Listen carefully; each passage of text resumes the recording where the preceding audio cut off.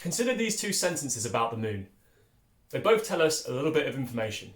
The moon has light and dark areas, or the lunar surface has highlands, light areas, and maria, dark areas, also the Latin word for seas.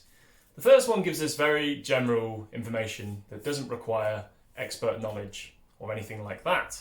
The second one uses what we call jargon, and it uses jargon to tell us a little bit more information about the surface of the moon. Now, if you're an astronomer, knowing the specific name for the surface of the moon is important. It's important to be able to have a quick shorthand definition for the dark and light areas of the surface of the moon. And those terms, highlands and maria, have specific meanings in that community of practice. Jargon is therefore really useful. Jargon can come in lots of forms. It can be a very familiar word that's used in a new way. It can be an entirely new word, or it can be an acronym or a phrase of some sort. Jargon often gets a bad rep, and rightly so. Jargon is overused and it's often confusing. So we'll find official documents peppered with unfamiliar phrases or phrases used in unfamiliar contexts, and those phrases won't be well explained, which is confusing for the reader. But jargon, when used correctly, is very informative and useful. Have a look at George Orwell's rules for writing. These came from his essay that he wrote in 1946 called Politics in the English Language. And in that essay, George Orwell was talking about how language can be used to either clarify or inhibit clear ideas and thought. And he came up with 6 rules for writing as clearly as possible. And we're really interested in rule number 5. Never use a foreign phrase, a scientific word, or a jargon word if you can think of an everyday English equivalent. Now, it seems like Orwell is telling us there to avoid jargon, but it's the second part of that sentence that's really important.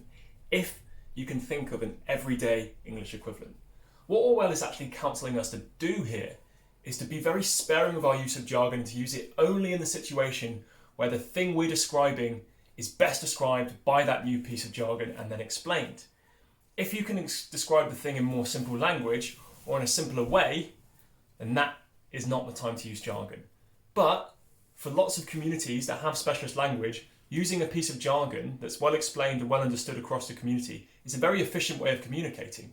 For example, the term deposition means 2 different things to lawyers and to geologists. For lawyers, it refers to an out-of-court sworn testimony. For geologists, it refers to a process of sedimentation. But they both know exactly what those terms mean, and when they are used in the work, they're not really actually pieces of jargon because they're so familiar with the meanings of those terms. It's the same for your undergraduate work. Remember, we are marking you on your ability to communicate and understand ideas. So we want you to use jargon because we want you to show that you understand specific terms, that you have the knowledge to explain them.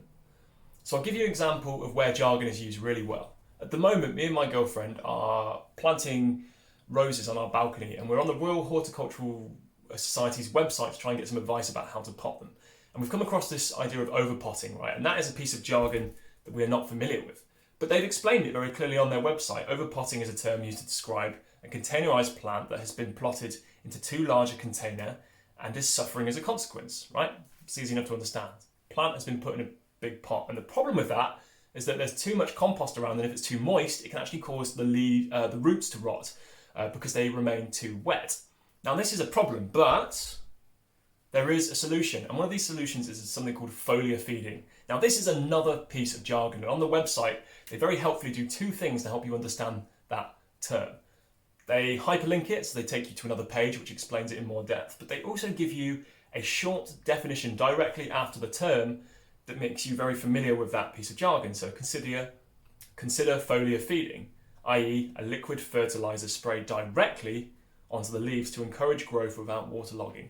Now, that piece of jargon is really important there, because if I don't follow that advice and I don't use foliar feeding and I spray the fertilizer onto the roots, I risk further waterlogging the soil and causing the plants more problems. So that jargon is actually really important there. As long as it's well defined and it's used sparingly, it's perfectly acceptable in your work.